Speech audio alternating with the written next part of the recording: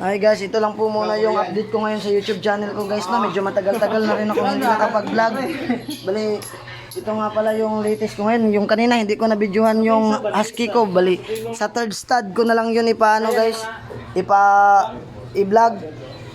Ito na po ngayon siya guys. No, mura lang po yung pagpastad ko kang Uncle Tata guys.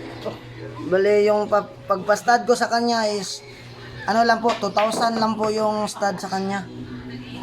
Tapos ito po si Pipay, 2 bisis na to nakaanak guys. Tag lima yung anak niya guys. Yung unang anak niya is 4. Yung pangalawa is 5. Sana ngayong ikatlong anak niya magkaalahi sila nito ni ano guys, ito. Pure yung mama niya guys, ay ang papa niya pure Shih Tzu.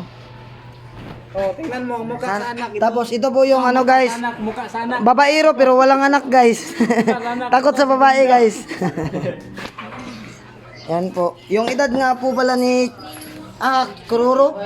Yung edad nga pala ni Kuroro guys is nasa mag-7 taon na siya guys, no. Pipay, guys. Atik na nasublot. Swerte tong may-ari guys. Marami na tong kinita sa kang Kuroro guys.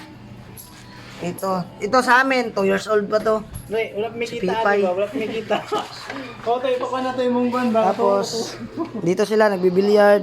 Yun. Di pa naman Ito po guys, no. Bali, ito yung update ko. Bali, sold na po yan si Shine guys. Shine! Yung Belgian Malinois natin guys, sold na po. Ano ko na lang kasi gagamitin ko yung area guys. Hindi ko alam kung ano ang gagawin ko sa area na yan. Basta gusto ko ma-out yung BM ko kasi medyo hindi ako komportable sa BM guys. Belgian Malinois, hindi ako komportable. Ang nangyari kasi parang malas ako sa Belgian. Yun, yung isang kasama niya si Midge, namatay na yun guys. Nakaanak na yun ng 11. Ito nakaanak din ng 11. Yan. Ito yung pagkain nila guys. Ito yung pagkain nila. Ganyan kadami yung pagkain ko. Yan. Daming pagkain yan guys. Medyo matagal-tagal, pasensya na, medyo matagal-tagal ako di nakapag-upload. Sa kadahilan ng busy lang po talaga tayo, no. Ito, bago lang na stud ngayon. Sabay sila nag-hit ni Pipay. Tapos na siya na stud, hindi ko lang na-videohan kasi medyo malaki, kailangan ng tulong. Pero sa third stud nito guys, magbablog na ako sa kanya. Update ko lang kayo dito. May sisiw din dito guys, oh. Sisiw, Texas.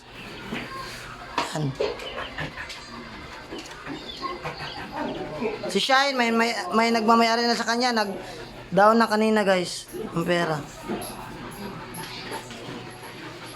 So, yun lang muna guys, no, yung update ko dito sa aking, sa aking YouTube channel. Ito na po si Mickey, ay Pipay. Medyo matagal-tagal, mga 2 months na yata hindi ako nakapag-upload. Busy kasi. Sana pala rin, mabuntis na naman to si Pipay.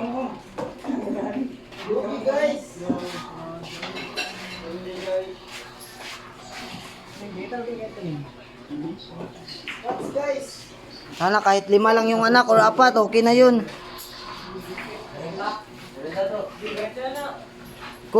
Kung ano po yung kung sakali magkaanak si Pipay guys, mabuntis siya. Lahat ng babae, hindi ko i-out. Kasi bakante na tong area na to guys. Magiging bakante na to. Sayang ang daman yung pinatiles natin kung hindi natin magamit sa aso. Kasi pinatiles ka talaga yan para sa aso.